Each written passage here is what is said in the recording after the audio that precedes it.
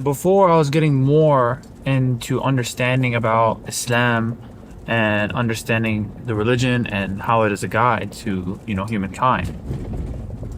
I was getting into manifestation, trying to understand manifestation. I was reading some books like The Secret, Breaking the Habit of Being Yourself, Gratitude Works, and I do find some overlapping things with Islam and manifestation. But there is a key difference that differentiates manifestation from how things happen in Islam, right? In manifestation, we say things happen to, the things that happen to us are because of us, right? And so, because we imagine the thing, or also Neville Goddard as well. I listened to some of his lectures. And he basically talks about Christianity, saying Christianity is a guide to manifestation. Basically, he said, I am, so he becomes that thing. So when you say, I am rich, then you become rich. Or I am healthy, then you become healthy.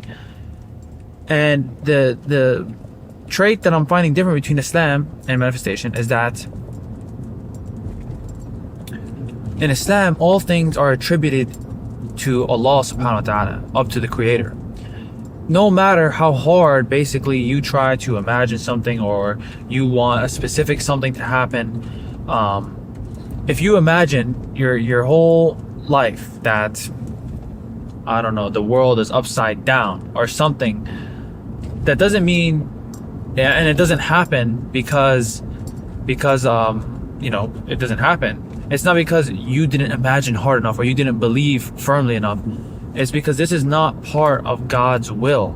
And Allah subhanahu wa ta'ala's will is the final outcome. Allah subhanahu wa ta'ala is the best of planners. He's the one and the sustainer, the one in control of all things. He allows things to happen or does not allow things to happen. Right? So that is the biggest key difference. But that does not negate your efforts and your desires, and also doing the same type of things that they teach in The Secret and Breaking the Habit of Being Yourself and Neville Goddard's teaching the manifestation principles. It's just the aspect of attributing it to yourself, saying, I made this happen because I imagined it and I brought this event to me, I manifested it. No, basically you've tuned in, you become closer with Allah subhanahu wa ta'ala. When he tells us in the Qur'an, when you are grateful, I will increase you. But if you are ungrateful, or I'm not sure the exact wording, then his punishment is severe. And that makes sense because, and there's another verse in the Qur'an where Allah subhanahu wa ta'ala says, if you were to try to count all of the blessings of Allah subhanahu wa ta'ala, it would be beyond what there is to count, beyond the amount of blessings to count. So how can you not be grateful? And he's saying, if you're grateful, then I will grant you more. So these techniques relate in a way, but we still, in Islam, we attribute these things to aligning with Allah subhanahu wa ta'ala's will. There's another verse in the Quran that says all things submit to Allah subhanahu wa ta'ala, whether they want to or not. All things are under Allah subhanahu wa ta'ala's will. Nothing here and nobody, no thing, no item is not subject to Allah subhanahu wa ta'ala's will. I'm sure you can agree to that. The trees, the plants, all things have been subject to Allah subhanahu wa ta'ala as well. So do you think the grass imagining to be grown in a different place, I mean, maybe it's seeds, but it all subjects to Allah subhanahu wa ta'ala as well. And it says all things in the Quran, Allah subhanahu wa ta'ala says all things glorify him, right? But we do not perceive it. So these techniques overlap in a way where we can still manifest the things that we desire, but we have to realize that sometimes what we desire it doesn't come in the way we intend or specifically may have wanted, right? And this is why we read the stories of Prophet Yusuf alayhi salam. I'm sure he did not imagine his brothers. I had to pay attention. This car was about to turn. Anyway, I'm sure he did not imagine his brothers sending him off in a well and lying to their father, and then he did not imagine all these, and then being wrongly imprisoned and trying to be seduced by his basically his slave owner, like his master's wife. But these things all happen for a reason, and he has faith that Allah subhanahu wa ta'ala is the best of planners. So all these things that happened to him going to prison, him being sold by sold by the people who took him from the well, it's all to get him to where Allah subhanahu wa ta'ala destined him to be, and he is the best of planners. So this is why the prophets are able to have patience through their adversity. In the moment, you would say, I'm innocently imprisoned. This is suffering. This is why, how could God be so just? You might even doubt who the creator is for him to wrongly imprison you.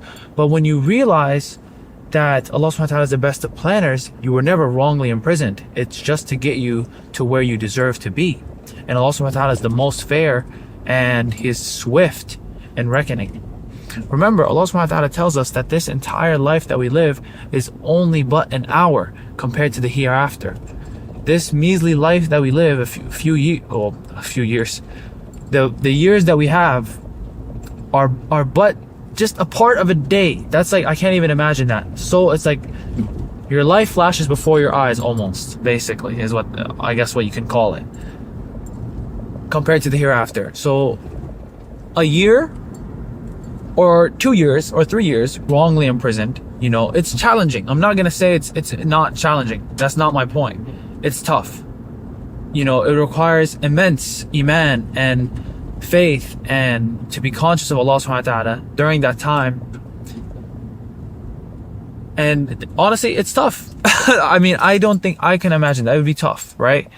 So the prophets' stories, examples, basically is showing us how much strength they had as prophets. But I'm just saying those couple years would not even be, I don't know how would that translate to, like, what, a few minutes? Or not even a few minutes, maybe a few seconds compared to the hereafter. Like, if you were to took the 4 years that they were in prison and then like translate it to the hereafter time, 4 seconds, whatever, right? The point is, this long life is really a short life. And when we understand who Allah subhanahu wa ta'ala is, we know he's the sustainer. He's the most perfect judge. He is the most merciful, the most compassionate. Even when we do not understand what it is that's happening and why it's happening, we understand that it is all part of Allah subhanahu wa ta'ala's perfect plan, and he does not wrong any soul. He does not wrong any person. Nor does he, and he says in the Qur'an himself, he does not burden any soul more than it can bear. So your challenge, the challenges of the prophets are challenges that they can handle. And the challenges that I have are challenges that I can handle. And those are not equivalent. Neither is mine to yours or yours to somebody else's. Each person is unique in that way. That is something that I've been pondering about a little more, especially because there is some value in those books about manifestation, because they really try to get you in the mindset of paying attention to the gratitude, paying attention to all the good things that you have, being able to breathe cleanly, be able to breathe through your nose. Let's say you're not sick. Nice big breath through the nose. It's hard. How often do we take the time to appreciate the fresh air that we have, or being able to watch a video, being able to educate ourselves, being able to walk and breathe, and whatever else it might be? There's so many ni'mah, so many blessings that Allah subhanahu wa ta'ala has given us that, like he mentioned, you would not be able to count them all. So how then can we not be grateful? So we have to move our consciousness, we have to move our attention to the gratitude of Allah. And when we're grateful for Allah, what are we doing? We're worshipping him. And didn't he say in the Qur'an, he did not create jinn and humankind except, or I'm not sure if he said jinn and humankind, but he did not create humans. He only created us to worship him. That is why he created us. And to worship him is to be grateful for what he has given us. And if he's given us so much, then isn't that what we want, guys? Isn't that what we want? To be given things, or health, or wealth, or love, or fame, or whatever, all these things, these attributes that we're constantly looking for, whether it's outside of us or inside of us, as an emotion inside because of an outside result, or whatever it might be, we're always on to the next thing. So the most important thing, personally, that I've learned is we always need to I've also read the book The Power of Now, which is I don't really fully remember it too much. I probably have to post some notes on it. But basically being present in the current moment, because there is no future or past. Those things all exist in our mind in the now. So you can think about the past in the now, or you can think about the future in the now. It's always in the now. So we bring our attention to the now and be grateful for what we have. May Allah guide us all to a great understanding, inshallah. May the Creator make it easy on us and allow us to use this knowledge and to put into practice easily, inshallah. Anyway, thank you for tuning in, inshallah. Hit subscribe or like, whatever it is that we're on. And let me know what you guys think below. Does manifestation at all relate to Islam? Does Islam allow for manifestation? How do you go about, what do you guys think about what I said? Do you think that gratitude is one of the most important things in Islam? And changing our focus. Do you guys agree or disagree? Let me know in the comments below. I wanna have a discussion.